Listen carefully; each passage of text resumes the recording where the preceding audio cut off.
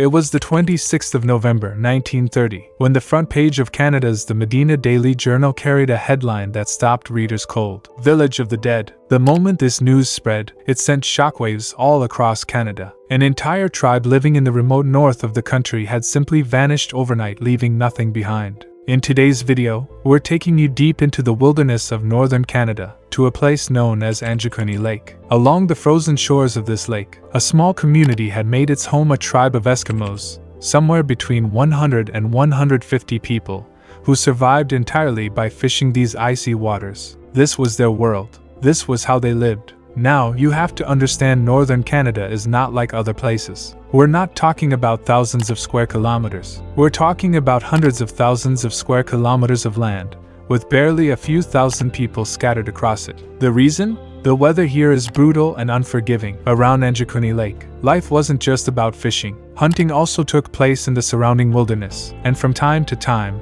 hunters from outside would pass through this region. It was one such freezing November night in 1930 when a well-known hunter named Joe Labelle arrived in this area. He had come for hunting, and he got so absorbed in it that by the time he looked up it was already dark. Now Joe needed somewhere to rest for the night, and he immediately thought of the Eskimo settlement right by the lakeshore. He had visited them before. These people were known for being warm and welcoming to outsiders. So Joe gathered his things and started making his way toward the village. The night was lit by moonlight, which should have felt peaceful, but something felt off. There was no sound, no movement, no voices, nothing. Just the crunch of his own boots in the snow. Joe had walked this path before, and it had never been this quiet. Usually the village animals would make noise as he approached, but tonight silence, complete, heavy silence. He told himself maybe the villagers had gone to sleep early or stepped out somewhere. As he got closer, he could even make out thin threads of smoke still rising from the rooftops of the huts in the settlement.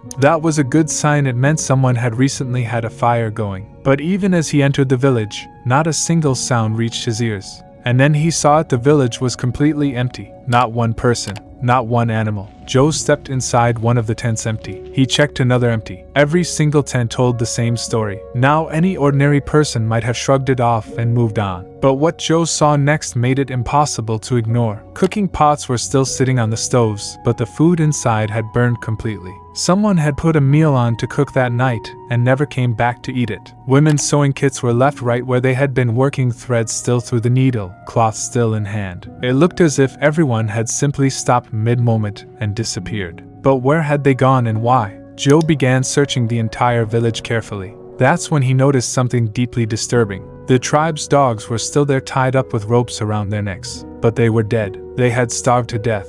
And the strangest part? There was food right in front of them, but no one had been around to feed them. A little further, Joe spotted a freshly dug grave. It didn't look old at all. With every passing minute, the fear inside Joe grew heavier and heavier. He was completely alone in that dead, silent village, and the scene in front of him was unlike anything he had ever encountered. One thing every person in this region knows: you never leave without your dogs. These animals are not just pets here, they are survival tools. But the dogs had been left behind, tied up, to die. The food on the stove was still there. The fires were still burning. The clothes were still inside. Whatever happened, it happened fast. So fast that no one had time to prepare, to pack, or to even put out the fire. Joe couldn't take it anymore. He rushed straight to the nearest telegraph office and contacted the Royal Canadian Mounted Police. He reported every single detail of what he had witnessed. When the officers arrived at the village and investigated the scene themselves, everything Joe had described was confirmed exactly as he had said it. The police's first thought was an attack. Perhaps someone had ambushed and killed everyone in the settlement. But for a massacre, there would have been blood. There would have been signs of a violent struggle. There was none of that. Just a few scattered belongings, as though things had been knocked over in a hurry. The police immediately launched a full-scale search operation across the surrounding region. But what they found during that search was perhaps the most chilling detail of the entire case. The ground around the village was covered in a fresh layer of snow, and in that snow there were no footprints. None going in, none going out. The only footprints found were Joe Labelle's own tracks.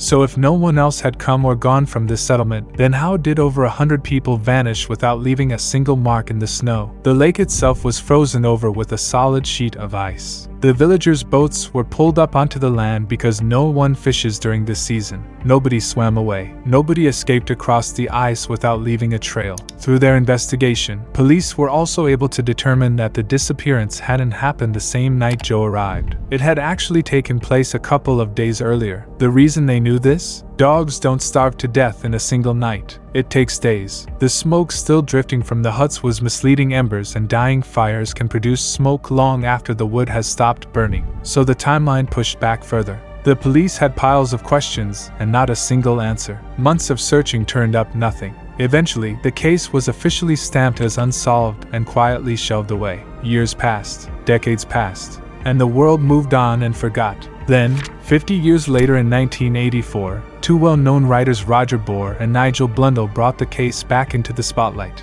They attempted to connect the disappearance to something far beyond the ordinary extraterrestrial activity. In their writing, they described visiting the Anjikuni Lake area and meeting a local hunter along with his two sons. This hunter claimed that he had frequently seen strange flying objects hovering over the lake, objects with unusual shapes, moving silently toward the area where the Eskimo village once stood. The two writers built an entire theory around this, suggesting that perhaps that very night, some kind of alien craft had descended on the village and taken every single person away with them. It was a dramatic claim, but dramatic claims need proof, and neither writer had any. No physical evidence, no verified accounts, nothing concrete. Most people dismissed the theory entirely. After that, countless other stories began to surface, each one offering a different explanation for what happened to the Eskimo tribe. Some believable, some far-fetched. But the truth is, nearly 100 years have passed since that night, and to this day, no one knows what really happened to the people of Anjikuni Lake. Where did over 100 men, women, and children go on a freezing November night without leaving behind a single footprint, a single clue, or a single trace? That question remains unanswered. The mystery of Anjikuni Lake lives on,